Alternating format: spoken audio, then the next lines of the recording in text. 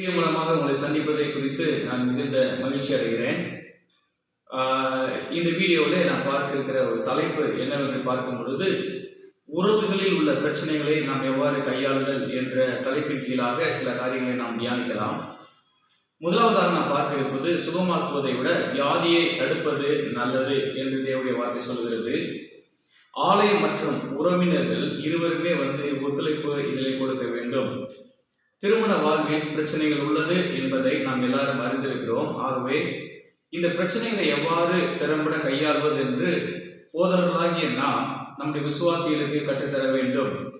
ஏனென்றால் வேதத்தின் பிரகாரம் பார்க்கும் பொழுது நாம் திருமண தம்பதியர்களை வேதத்தின் பிரகாரமாக திருமணத்திற்கு அவர்களை ஆயத்தப்படுத்துவது மிகவும் நன்றாக இருக்கும். போதகர்கள் மற்றும் உறவினர்கள் அவருடைய பெற்றோருக்கு இந்த திருமண காரியத்திலே ஒரு மிகப்பெரிய ஒரு பொறுப்பு இருக்கிறது. இந்த தேவனுடைய பிள்ளைகள் குடும்பமாக நாம் வாழும் பொழுது அவருடைய பிள்ளைகளை நாம் முன்மாதிரியாக நடத்துவது, அன்பிலே நடத்துவது, நடத்தையிலே நடத்துவது பெற்றோருடைய பொறுப்பாக காணப்படுகிறது. ஒருவரை ஒருவர் மிகவும் மதிக்க கற்றுக்கொள்ள வேண்டும். கணவன் மனைவியையும் மனைவி கணவனையும் மதிக்க அவருடைய வாழ்க்கையிலே கற்றுக்கொள்ள வேண்டும். ஏனென்றால் ஆதியாகமம் 1:27 சொல்லுகிறது, தேவன் தம்முடைய சாயலாக மனுஷனை சிருஷ்டித்தார், அவனை தேவ சாயலாக சிருஷ்டித்தார், ஆணும் பெண்ணுமாக அவனை சிருஷ்டித்தார் என்று சொல்லப்படுகிறது. ஆகவே நாம் ஆணும் பெண்ணும் சமம், ஆனால் சில வித்தியாசங்கள் ரெண்டு பேருக்கும் உண்டு என்று பார்க்கிறோம். கர்த்தர் இருவர் மீதும், அதாவது ஆண் மீதும் பெண் மீதும் சம அளவு அன்பு கொடுத்தார் என்று பார்க்கிறோம். அது மாத்திரமல்ல, இருவருக்காகவே அவர் சிலுவையிலே அவர் ரத்தத்தை சிந்தினார், அவர் மரித்தார், அவர் உயிர் தெழுந்தார் என்று தேவனுடைய வார்த்தை சொல்லுகிறது. ஏனென்றால் கணவன் மனைவி இருவரும் பேசுவது, ஒருவரை ஒருவர் அவர்கள் அன்பை பகிர்ந்து கொள்வது மிகப்பெரிய பரிசாக காணப்படுகிறது. கிறிஸ்துவின் அன்பை போன்ற ஒரு காரியங்களை ஒருவரை ஒருவர் நாம் அறிமுகப்படுத்துவது மிகவும் நல்லது. மதிப்பு கொடுக்க வேண்டும். கணவன் மனைவியை பாதுகாப்பதற்காக எதையும் செய்ய வேண்டும். மதிப்புடன் மனைவியை கணவன் நடத்த வேண்டும். வன்முறையினால் மனைவியை நாம் நடத்தக்கூடாது. அன்பு அதிகாரம் செலுத்தாது, அது பணிவிடை செய்யும் என்று தேவனுடைய வார்த்தை சொல்லுகிற காரியத்தை பார்க்கிறோம். இரண்டாவதாக நாம் பார்க்கும் பொழுது, உறவுகளில் இருக்கும் ஒரு பொதுவான பிரச்சனைகளை பற்றி நாம் எல்லாரும் நன்றாக அறிந்திருக்கிறோம். நம்பிக்கையாய், அதாவது கணவன் மனைவியை நம்புவதிலும் மனைவி கணவனை நம்புவதிலும் சில முரண்பாடுகள் இன்றைய நாட்களிலே இருக்கிறதை நாம் பார்க்கிறோம். அப்படி முரண்பாடுகள் வரும் பொழுது மனைவி உடனே தன்னுடைய தகப்பனார் வீட்டுக்கு செல்லாமல் ஒரு பொறுமையோடு இருந்து அந்த காரியத்தை, அந்த பிரச்சனைகளை சரி செய்து அந்த குடும்பத்தை நடத்துவது மிகவும் நல்லது. ஏனென்றால் மனைவிக்கு இருக்கும் பயத்தை கணவன் அதை நீக்க வேண்டும். இருவரும் நேரம் எடுத்து இணைந்து செயல்படுவது நல்லது. கணவன் மனைவியை புரிந்து கொள்ள வேண்டும், மனைவி கணவனை புரிந்து கொள்ள வேண்டும்.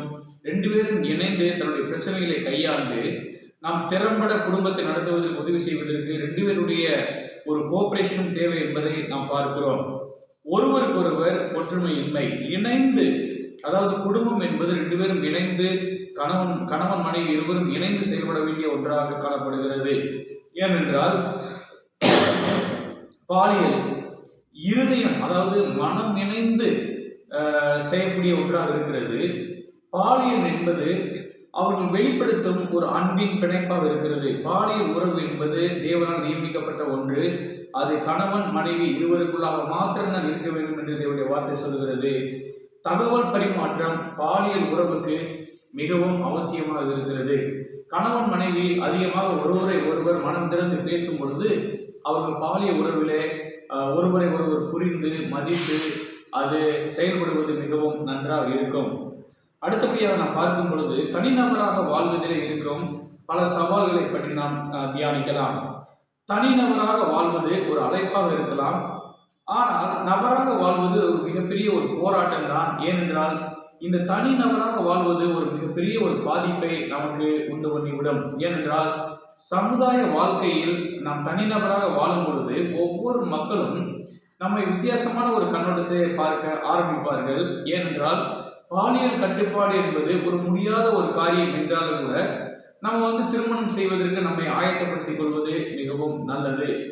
தனிமையை இணைந்து சந்திப்பது, தனிமை என்ற ஒரு உணர்வு ஒரு மனிதனுக்குள்ளாய் மிகப்பெரிய ஒரு தாக்கத்தை ஏற்படுத்துகிறது. அப்படி தனிமை வரும் பொழுது அவனுக்குள்ள ஒரு தாழ்வு மனப்பான்மை வருகிறது.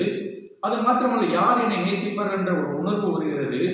தனிமை மக்களையும் சபை ஐக்கியத்தையும் சேர்வதற்கு அறிவுறுத்துகிறது. கடைசியாக பாலியல் ஆசைகளை கட்டுப்படுத்துதல். முடிவாக திருமணம், விவாகரத்து மற்றும் தனிநபராக வாழ்தல், உறவுகளில் ஏற்படும் அனைத்து பிரச்சனைகளுக்கும் இயேசுதான் நமக்கு மாதிரியாக இருக்கிறார். ஆகவே போதகராகிய நாம் தேவனுடைய வார்த்தை, நம்முடைய திறமைகள் எல்லாவற்றையும் பயன்படுத்தி இப்படிப்பட்ட காரியங்களை திறம்பட செய்து குடும்பங்களையும் அதே போல விசுவாசிகளையும் நாம் திருமண காரியம் அவருடைய பிரச்சனைகளுக்கு உதவி செய்து தேவனுடைய நாமத்தை மகிமைப்படுத்துவது மிகவும் நன்றாய் காணப்படும். தேவனுக்கே மகிமை உண்டாவதாக. ஆமென்.